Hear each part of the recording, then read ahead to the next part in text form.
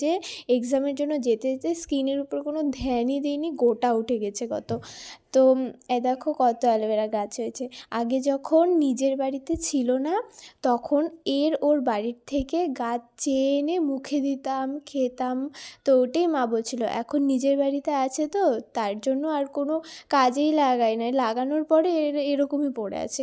তারপর এদিকে দেখো মা জলপাই দিয়েছে, ভাবছি একটা খাবো, পরে আর খেলাম না। আর আমাকে না আজকে কেমন কাজের মাসি লাগছে, কারণ আমার মাথায় তেল দেওয়া, আর মনে হয় না এই জন্মে আমি আর লম্বা হব। তো এটা আমার ফার্স্ট স্টেপ, আর এটা আমার সেকেন্ড স্টেপ। আর আমি মাকেও লাগিয়ে দিয়েছিলাম, যে মা আসো তোমাকেও লাগিয়ে দিচ্ছি। তারপর মুখ ধুয়ে নিলাম, তো এখন আমার স্কিনটা একটু তাও বেটার লাগছে আগের থেকে। আর এই যে আবার মিষ্টির কান্না শুরু, এর যে কী হয়। আর সন্ধ্যাবেলা তো আমাদের আড্ডা চলেই।